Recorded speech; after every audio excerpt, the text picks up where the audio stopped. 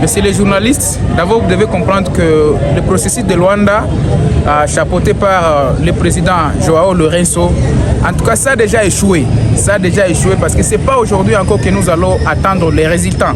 Parce que depuis encore qu'on avait décrété les zones tampons encore à Nairobi, au Luanda plutôt, ces mesures n'ont pas été respectées.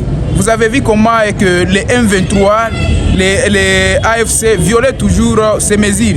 Et encore, nous sommes en train de demander à notre gouvernement et aux autorités congolaises. La paix et la sécurité, on ne peut pas aller les chercher en dehors de notre pays. C'est nous-mêmes qui nous devons nous prendre en charge parce que nous avons l'ennemi qui est les Rwandais qui nous agressent. Nous avons les ennemis qui sont couverts par les M23, mais c'est les Rwandais. On ne peut pas nous imposer ou dire que nous allons négocier avec eux. Parce que commencer à nous dire que respecter les cessez-le-feu, ça c'est les négociations déjà. Mais nous comme citoyens, nous comme population et au sein du mouvement citoyen, la voix des marginalisés, nous allons demander à la population de ne pas respecter les cessez-le-feu. Parce qu'ils nous tuent toujours. Ils commencent à violer nos mamans. Ils sont en train d'exploiter toujours nos minéraux pendant ces mesures de cessez-le-feu. Raison pour laquelle nous allons toujours continuer à mobiliser nos jeunes qui se sont donnés âme et conscience pour se battre pour le Congo, nos Azalendo. Ils doivent battre l'ennemi. Nous devons mettre hors d'état de nuire l'ennemi parce que ça c'est une stratégie pour légitimer les M23. C'est pour légitimer Corneille Nangaa. C'est pourquoi nous disons que la paix et la sécurité, c'est nous-mêmes qui allons chercher la paix et la sécurité dans notre pays. Mais aller chercher la paix et la sécurité en dehors de notre pays, en tout cas, c'est biaiser la situation. La mesure qui va nous donner la paix, c'est que le gouvernement doit appuyer les Ouazalendo.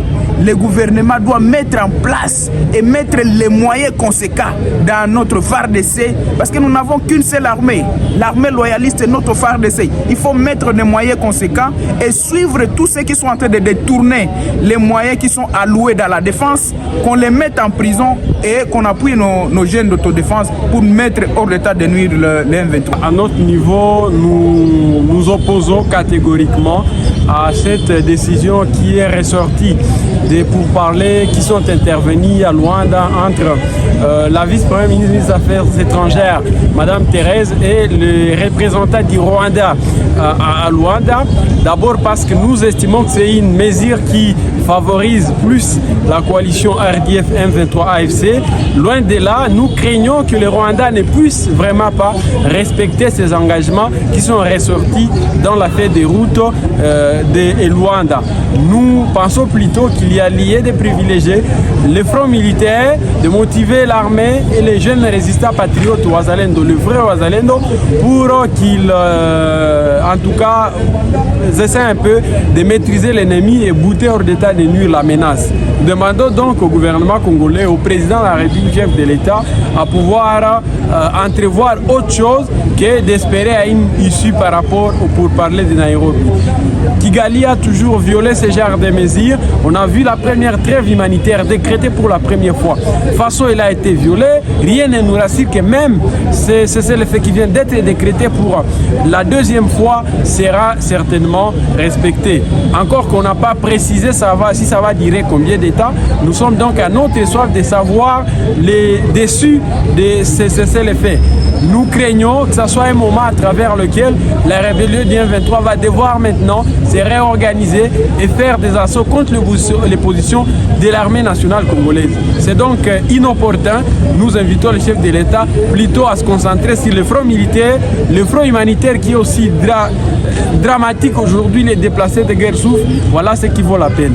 En dehors de tout cela, le mouvement citoyen, groupe de pression Nord Kivu, exige la fin de l'état de siège suite à la progression du M23. Qu'en dites-vous personnellement, Moïse?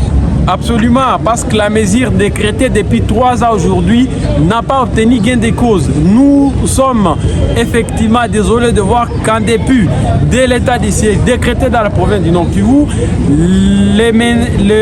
la rébellion du M23 et l'agression rwandaise continuent à gagner du terrain. C'est pendant l'état de siège que Kanyabayonga est tombé, c'est pendant l'état de siège que Kirumba et plusieurs agglomérations sont tombées. Nous ne pouvons pas cautionner cet état des choses, raison pour laquelle 3 ans après, nous estimons que l'état de siège a lamentablement échoué, raison pour laquelle le chef de l'État doit simplement et purement lever la mesure. Et c'est la raison pour laquelle nous nous retrouvons ici pour qu'on essaie un peu certainement de la lever.